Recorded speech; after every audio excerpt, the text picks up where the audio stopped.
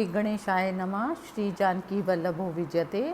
श्री रामचरितमानस अरण्यकांड। जब रघुनाथ समर रिपुजीते, सुर नर मुनि सब के भय बीते।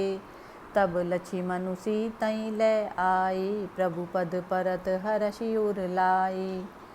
जब श्री रघुनाथ जी ने युद्ध में शत्रुओं पर विजय पाली और देवता मनुष्य मुनि सबके भय मिट गए, तब लक्ष्मण जी सीता जी को ले आए।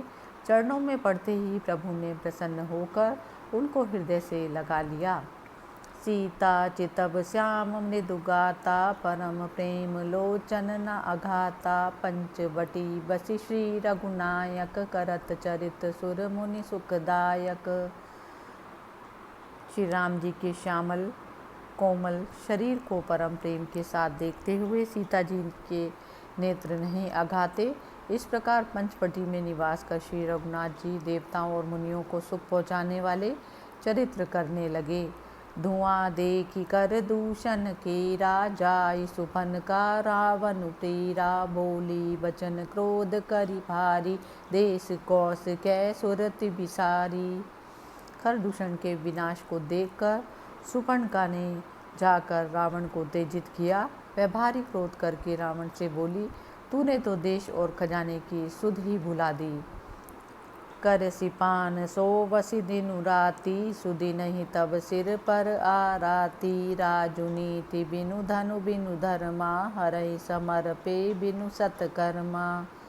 विद्या बिनु विवेक उपजाए, श्रम फर पड़े किए अरुपाए। संग त्यजति कुमंत्र ते राजा, मानते ज्ञान पानते लाजा। तू मदिरा पीता और दिन रात पड़ा सोता रहता है। तुझे यह पता नहीं कि शत्रु तेरे सिर पर आ पहुंचा है। नीति के बिना राज्य करने से, धर्म के बिना धन मिलने से, भगवान को समर्पित किए बिना उत्तम कर्म करने से, बिना विवेक उत्पन्न किए पड़ी हुई विद्या से, परिश्रम में केवल परिश्रम ही हाथ लगता है, फल नहीं मिलता। विषय वासना के संग से सन्यासी, बुरी सलाह से राजा, अभिमान से ज्ञान, मदिरा पान से लज्जा। प्रीति प्रणय बिनु मद ते गुनी, नासई बेगी नीति असि सुनी। नम्रता के बिना प्रीति और अहंकार से गुणवान शीघ्र ही नष्ट हो जाते हैं, ऐसी नीति मैंने सुनी है। रिपुरुज पावक पाप प्रभु, अहि गने न छोट करी। अस कहीं विविध विलाप करी, लागी रोदनु करन। मंगल भवन अमंगल हारी, द्रव उस दशरथ अजिर बिहारी। शत्रु रोग, अग्नि, पाप, स्वामी और सर्प, इन्हें छोटा करके नहीं समझना चाहिए। ऐसा कहकर सुपर्णका विविध भांति विलाप करके रोने लगी। सभा साँझ परि व्याकुल, बहु प्रकार कह रोई। तो ही जियत दस कंधर मोरी, की असी अति गति होई।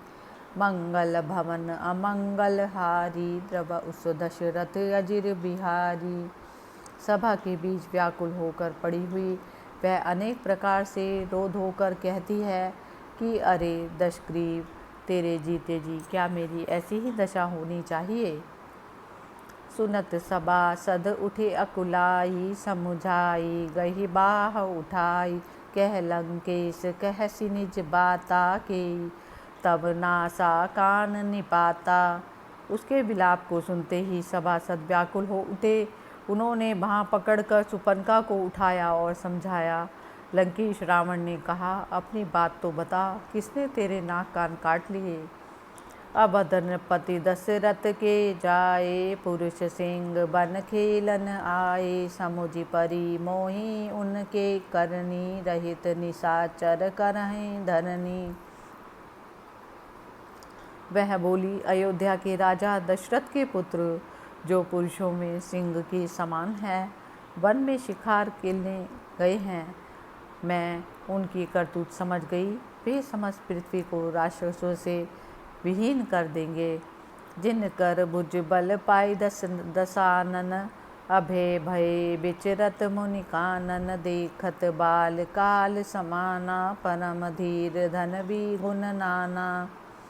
हे रावण, जिनकी भुजाओं का बल पाकर मुनि लोग वन में निर्भय विचरने लगे हैं, वे देखने में तो बालक हैं, परंतु है काल के समान परम धीर धनुर्धर और अनेक गुणों से विभूषित। अतुलित बल प्रताप ही भ्राता, खल बदरत सुर मुनि सुखदाता। शोभा धाम राम अस नामा, तिनके संग नारी एक श्यामा। उन दोनों भाइयों का बल और प्रताप अपार है। वे दुष्टों के वध में लगे हैं और देवताओं तथा मुनियों को सुख देने वाले हैं। जो सुंदरता के धाम हैं, उनका नाम राम है और उनके साथ एक श्यामा 16 वर्षीय तरुणी है। रूप राशि विधि नारी संवारी, रति सत कोटि तासु बलिहारी। तासु अनुज काटे श्रुति नासा, सुनि तब भगिनी गहरी परिहासा। रूप की राशि उस युवती को ब्रह्मा ने संवार कर बनाया है। उस पर 100 करोड़ रतियाँ निछावर हैं। उन्हीं के छोटे भाई ने मेरी नाक और कान काट लिए हैं। मैं तुम्हारी बहन हूँ, यह सुनते ही वे मुझसे हंसी करने लगे। खरदूषण सुनी लगे पुकारा, छन महु सकल कटुक उन्मारा। खरदूषण तिसिरा कर घाता, सुनि 10 शीस जरे सब गाता। खर और दूषण मेरी पुकार सुनकर युद्ध करने लगे, परंतु उनकी समस्त सेना को उन्होंने क्षण भर में मार गिराया। खरदूषण और तिशिरा का संहार सुनकर रावण के सारे शरीर में आग सी लग गई। सुपन कई समुझाई करी, बल बोले शिवहु भांति। गयऊँ भवन अति सोच बस, नींद परई नहीं राती। मंगल भवन अमंगल हारी, द्रव उस दशरथ अजिर बिहारी। रावण ने सुपनका को समझाकर बहुत प्रकार से अपने बल का वर्णन किया। फिर वह अपने भवन में गया, परंतु सोच के मारे उसे रात भर नींद नहीं आई। सुर नर असुर नाग खग माही, मोरे अनुचर कह को नाही। खरदूषण मोहि सम बलवंता, तिनहि को मारई बिनु भगवंता। रावण अपने मन में विचार करने लगा कि देवता, मनुष्य, असुर, नाग और पक्षियों में मेरा सेवकों की बराबरी का भी कोई नहीं है। खर और दूषण तो मेरे ही समान बलशाली थे, अतः उन्हें भगवान के सिवा और कौन मार सकता है। सुर रंजन भंजन मही भारा, जो भगवंत लीन अवतारा। तो मैं जाई बैरू हटि करयूं, प्रभु सर प्राण तजई भव तरयूं।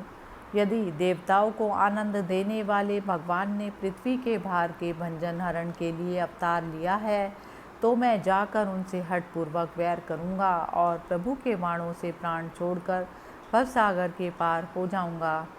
होई भजनु नतामस देहा, मन क्रम वचन मंत्र दृढ़ एहा। जो नर रूप भूप सुत को, हरेउ नारी जीती रन दोऊ। मेरे इस तमोगुणी शरीर से तो भगवान का भजन नहीं हो सकता, अतः मन वचन और कर्म से मेरा यही विचार दृढ़ है। यदि वे मनुष्य रूप में कोई राजकुमार होंगे, तो उन दोनों को युद्ध में जीतकर उनकी स्त्री को हर लाऊंगा। चला अकेल जान जड़ी तहवा, बस मारीच सिंधु तट जहवा। यहाँ राम जसी जुगति बनाई, सुनहु उमा सो कथा सुहाई। यह सोचकर रावण रथ में बैठकर अकेला ही वहाँ चला, जहाँ सिंधु तट श्री राम जी, जहाँ पर मरीच रहता था। शंकर जी कहते हैं, हे पार्वती, यहाँ श्री रामचंद्र जी ने ऐसी रुक्ति रची, उस सुंदर कथा को सुनो।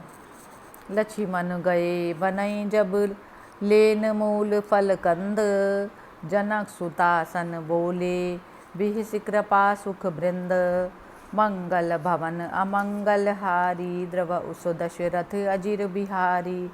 जब लक्ष्मण जी कंदमूल फल लेने के लिए वन में गए, तब कृपा और सुख के समूह श्री रामचंद्र जी ने हंसकर जानकी जी से कहा, जय सिया राम।